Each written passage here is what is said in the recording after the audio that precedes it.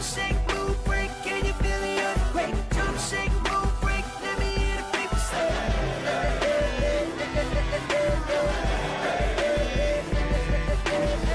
It's time for Friday Night Flights. Now, here's Sports Director Bruce Rader.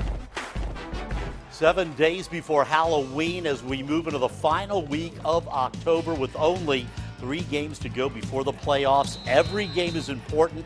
Every play is important. Months of hard work coming down to these final few games. Winners tonight may be the teams we see in the postseason. So, who are they? Let's find out. Friday Night Flight starts now.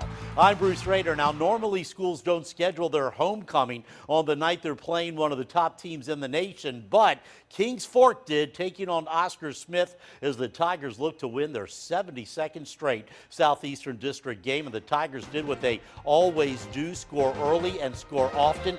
Second quarter, Courtney Johnson with a touchdown and a 14-6 lead.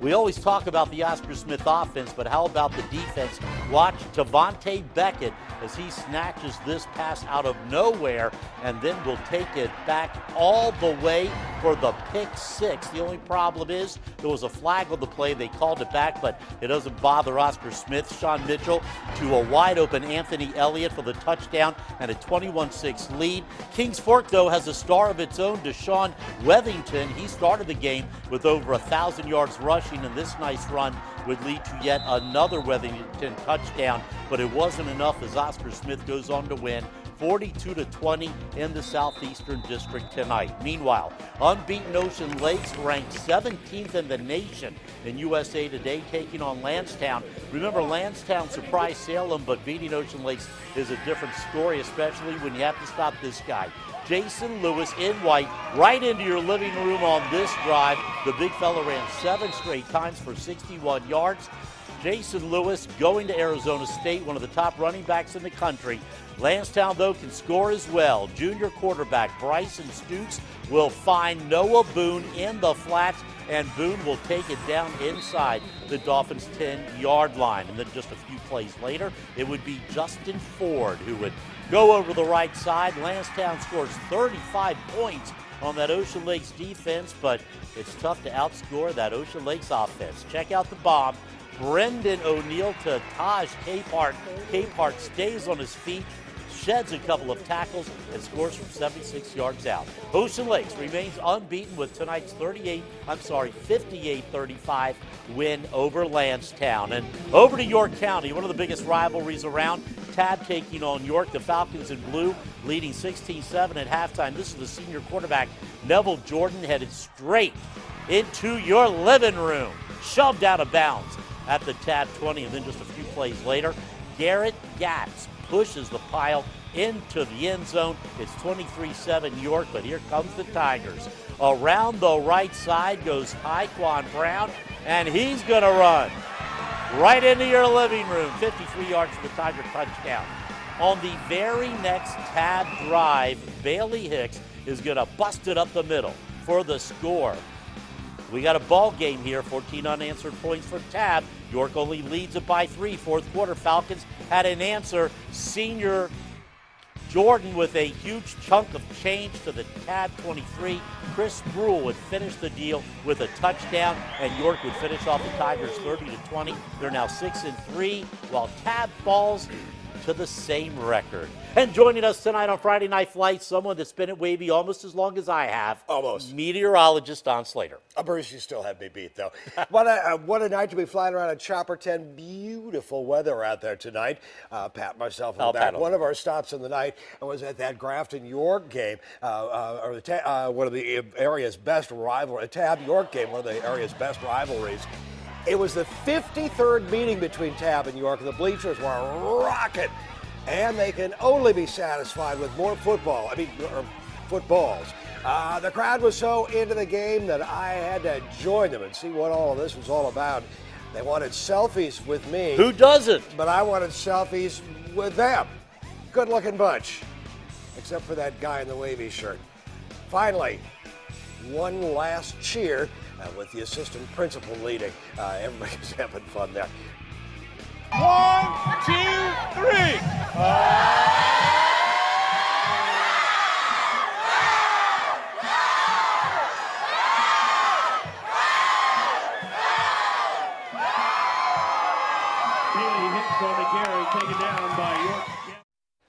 I was in the back there trying to keep up. By the way, more Bay Rivers District highlights later on in the show. Can't wait for that. All right, how about back to the beach? Let's go. For a game featuring two teams trying to position themselves for a spot in the playoffs. Cox at home against Green Run. Both of these teams feature outstanding quarterbacks. Green Run has Austin Lynch. Cox is led by Cole Johnson. We're going to pick up the game in the second half. Green Run ahead 14-13. Cox with the ball. It's 3rd down and 5. That's what you call a big-time conversion. Cole Johnson, who has had the best season ever by a Cox quarterback, finds Jacquez McLennan, and look at the long gain on the play, 63 yards down to the Stallions 6. And then 2 plays later, Jake Kershaw slams his way over for the touchdown, 21-14. Then Cox inside the red zone again. 3rd and goal as Cole Johnson shows off his quickness. Another touchdown for Johnson and another big win for the Cox Falcons. 27-24 the final over Green Run. And some more finals from the Beach District. Tallwood 41-8 over Princess Anne, and Kellum defeats First Colonial by a touchdown, 14-7. Now in Norfolk, undefeated Lake Taylor playing its homecoming game against the Wilson Presidents. First possession for the Titans. This is the junior Desmond Palmer, and check out the burst by Palmer, who's going to come up. Palmer just breaks right through the line, and he is off for a 47-yard touchdown, and Lake Taylor would never look back. This time, it's going to be Marcus Hawkins. Now, watch Hawkins as he breaks 3, and he's off for the long run, an 86-yard touchdown for Marcus Hawkins. I can run like that. Yeah, maybe about 40 years ago. And how about Palmer again with another touchdown? As Lake Taylor, a serious contender and possible front runner for the 4A state title, wins over Wilson 42-14. In Portsmouth tonight, a must-win game for Norcom, and Booker T. Washington puts a scare into the Greyhounds, trailing 13-0. Robert Farmer picks up a loose ball, and he will take it all the way into the end zone for a defensive touchdown, and Norcom gets back into the game. And then the game winner, with time running out in the 4th quarter, Jalen Spruill takes the high snap, hits a wide-open Waylon Riddick, who splits the defense for this 55-yard touchdown. The crucial extra point would be good, and the Greyhounds complete the comeback 14-13 to improve their record to 8-1. And still to come on Friday Night Flights, a back-and-forth showdown in Chesapeake between Grassfield and Great Bridge. Good catch. And Chopper 10 heads to Indian River High School, where the Braves are back, and back in a big way. We're the Western Branch Cheerleaders. Don't go away. Bruce and Don will be right back with more Friday Night Flights. Yay!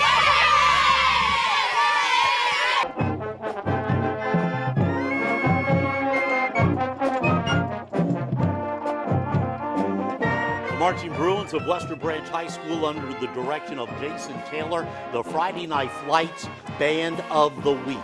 You can watch their entire performance. Just go to wavy.com and click on sports.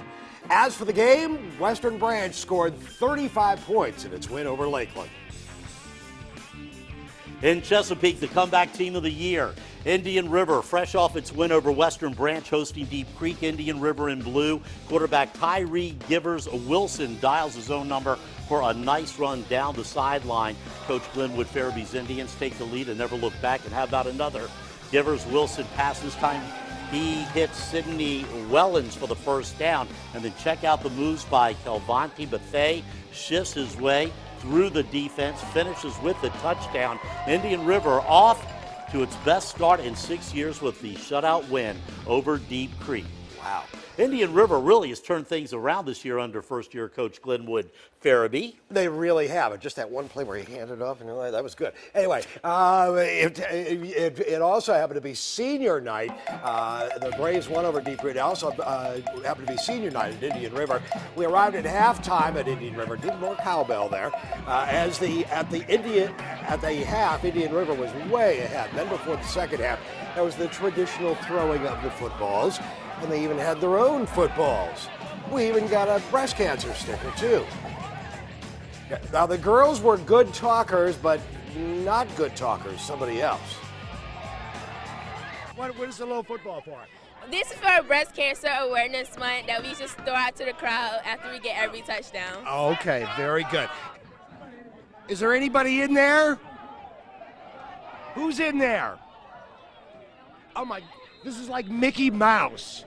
If you've ever been to Disney World, Mickey and Minnie are mute no matter what you do to them. Tickle, tickle, tickle, tickle, poke, poke. Hello, anybody in there? I can always talk to Bruce. Maybe we can get him to be a co-host on Friday Night Flights.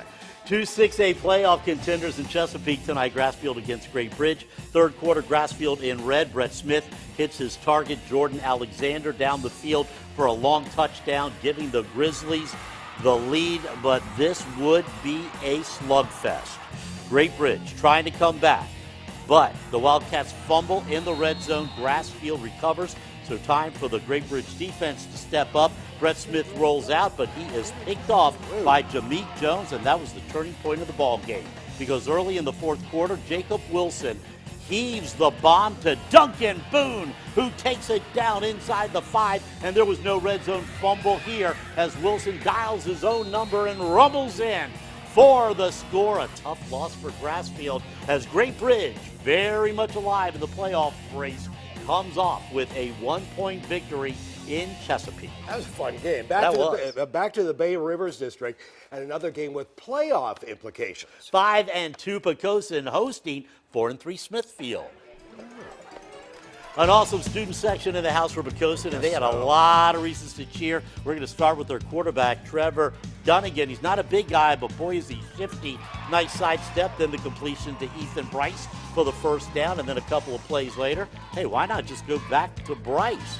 He just barrels his way home. Poquoson has a 7-0 lead early in the game, and then in the second quarter, watch Kyle Portney. He's only 5'7", 160 pounds, but nobody's going to catch him. He kept going until he got to the end zone. It ended up being a close one, but Poquoson holds on for the 28-25 win. More Bay Rivers finals. Grafton 31-7 over Bruton. War Hill 49, Jamestown 6, and we'll be right back.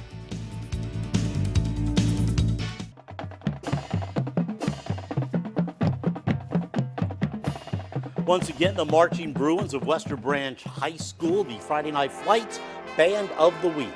And you can see their entire performance on wavy.com. Friday Night Flights scoreboard, Churchland 21-7 over Maury. Nasman River defeated Hickory 21-17.